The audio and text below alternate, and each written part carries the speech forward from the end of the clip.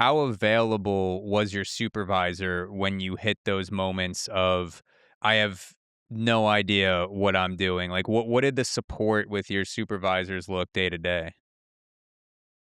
For me, she was always available.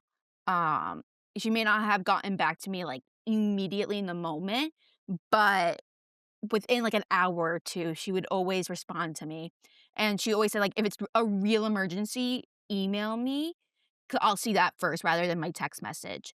And whenever I had, like, those real, like, 100% emergencies, I would email her, and she would be like, "Alright, I'm on it, I'm here to help you, like, what do you need me to support like, what do you need for me to support you?"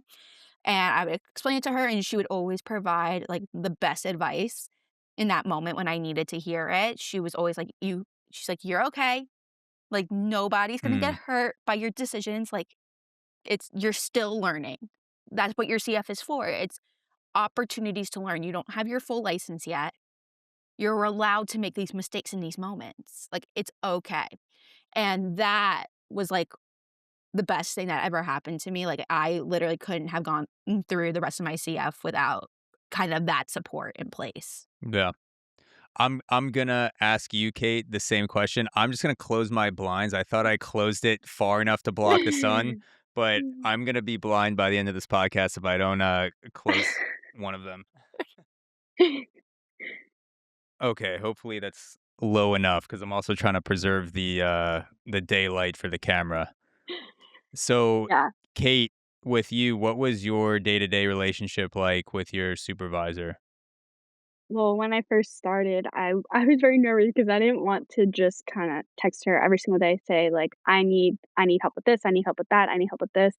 So at the beginning, yes, it was kinda like that, and she would answer me within probably an hour, like Mallory said, like, she was very good at answering, and if she was doing something, she would say, "Can I give you a call?" And most of the time, I would say yes because it was in a moment where I was either doing my paperwork or I was doing something where if I was reaching out to her, I was able to really call anyway.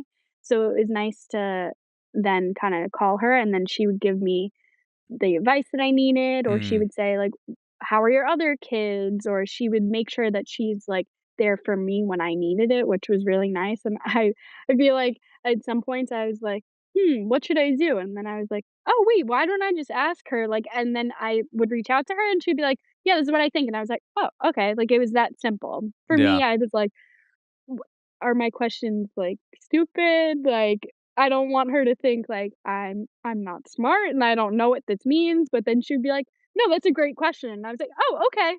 I'm glad you think so because I didn't think so." So yeah, and it was really nice to kinda, like, have that, like, fallback too, where she was like, "Okay, just send me a text, and if I don't see it and it's really important, then give me a call, and I'll see the phone call, and I'll just, like, either call you back or text you, whatever you need." So it was really nice to have that, and she told me that I can text her at any time. So she was like, "If you're texting me at 3 o'clock in the morning, I'll see it in the morning."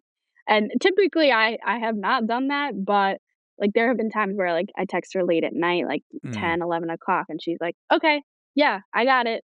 Like, I've done the here you 3 go." AM yeah, text, but I'll do, oh like, the yeah, text, I'll be like, "Send later." yeah, Yeah, right? Yeah. yeah. So obviously both of your supervisors were very supportive and they made you feel comfortable enough to operate on your own, but then also if you had a question that maybe you were thinking, "Oh, is this like should I even ask this?" You didn't feel self-conscious. Like they didn't make you feel bad about asking those questions.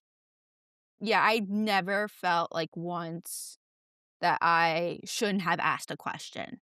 Um, Mm, she always provided me with the best support. Like, there was something that came an issue with, like, documentation for me wise, just, like, things, like, matching up, and I was crying hysterically, like, on the phone with her, like, on the verge of a panic attack, essentially, and she was like, "It's not a big deal, like, it happens. Just going mm, forward, just make sure it matches up, like, it's not a big deal at all, like, she's like, "You don't understand how many times this happens, like, you were provided with this information, we were provided with this information, it happens, just move yeah. on." And it hasn't been an issue since, and she's like, "Everything checks out, like, nothing's an issue." Yeah, it's like the simplicity of them just saying, like, "Okay, yeah, so what?" And then I'm like, "Oh, okay." Like, I didn't Yeah. realize, like, I'm thinking, like, it's this big problem, Mhm. it's gonna be the worst thing in the world, and then she's like, "Okay," and I'm like, "Oh, okay." I'm like, "I didn't think it was like that, but okay, if you think so." Yeah. Yeah, no, it's important to have that calming, Mhm. nurturing presence when something shaky is going on. It's almost like the pilot's voice that comes on when you think the plane is gonna snap in Yes. half, and it's Yeah. just the guy comes on, he's just like, "Alright, we're going through a little bit of turbulence here, nothing to be worried about. We're gonna get through some clouds and be alright in about 15 minutes. Why don't you get some Coke Zero and maybe something stronger, and we'll be right through this." Right, And right. yet, like, just like, you still might be a little bit anxious, but just that that someone is in charge that's not freaking out makes you freak out less.